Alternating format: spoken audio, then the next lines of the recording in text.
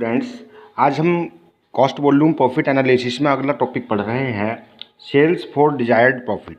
यानी यदि आपको क्वेश्चन में प्रॉफिट डिजायर्ड प्रॉफिट दे रखा है कि भाई हम इतना लाभ कमाना चाहते हैं, तो इतना लाभ कमाने के लिए हमें कितनी सेल्स करनी होगी, अगर ये निकालना है तो इसके मैं कुछ फॉर्मूले आपको समझा रहा हूँ।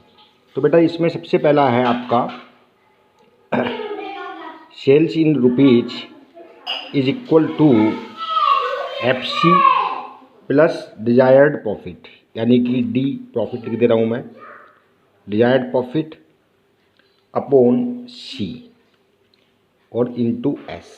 तो हम इस फॉर्मूले से यदि हमको, जैसे उसने कह दिया कि भाई फिक्स्ड कॉस्ट इतनी है, कंट्रीब्यूशन इतना है, सेल्स इतनी है, और वो कह रहा है कि भाई हमको जो है 10 लाख रुपए कमाने हैं, ये डिजायर्ड प्रॉफिट है, उसका आशांसित लाभ या एक्सपेक्टेड प्रॉफिट है, तो हम इसको निकाल सकते हैं।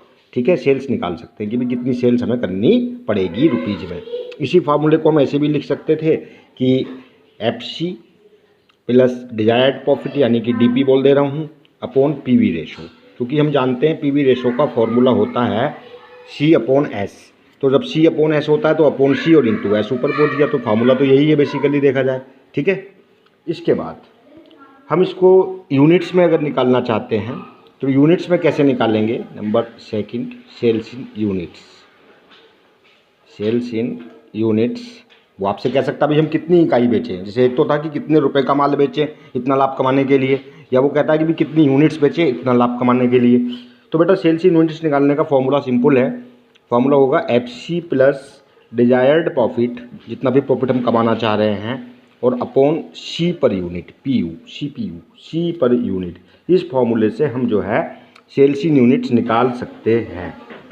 कई बार आपको वो जो डिजायर्ड प्रॉफिट देता है वो परसेंटेज में या पर यूनिट में दे देता है, तो उस कंडीशन में यदि आपको जो है सेल्स निकालनी है तो तब कैसे निकालेंगे। तो सेल्स इन रुपीज़ निकालने का तब फॉर्मूला बन जाएगा is equal to FC upon CPU, FC upon CPU और minus profit PU, profit per unit, अगर पर यूनिट में वो दे रहा है, और इनटू SPU।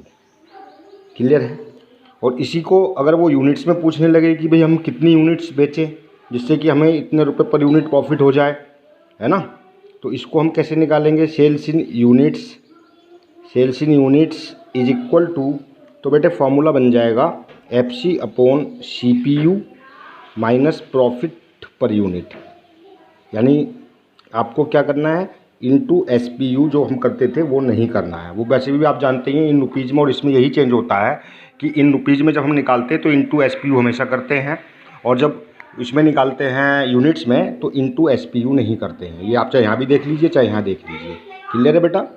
इसके बाद इसके बेस पर हम आपको एक क्वेश्चन करा रहा हूँ मैं, इसमें बेटा ये इम्पोर्टेंट क्वेश्चन है, ये 19 से शुरू है इसके क्वेश्चन। मैं आपको क्वेश्चंस की पिक अभी भेज दूंगा 19 से लेकर के, और ये अगला टॉपिक 27 से है, तो 26 तक के क्वेश्चंस आप लोग कर लीजिएगा। प्रॉब्लम होगी तो मुझसे फ़ोन करके पूछ लीजिए, या मेरे पर्सनल व्हाट्सएप नंबर पे मैसेज करके, है ना, या ग्रुप में आप पूछ सकते हैं।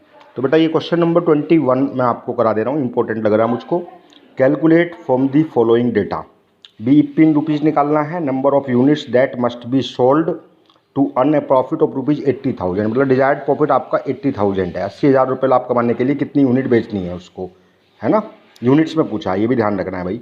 और तीसरा है how many units must be sold to earn 10% of sale, यानी सेल का 10% कमाने के लिए कितना आपको यूनिट बेचना है। तो सेल्स इन यूनिट्स निकालना है इसमें, और आपको जो इन्फॉर्मेशन गिवन है वो है selling price per unit, variable manufacturing cost, ये आपको दे रखी पर यूनिट में 10 दे रखी है बेटा।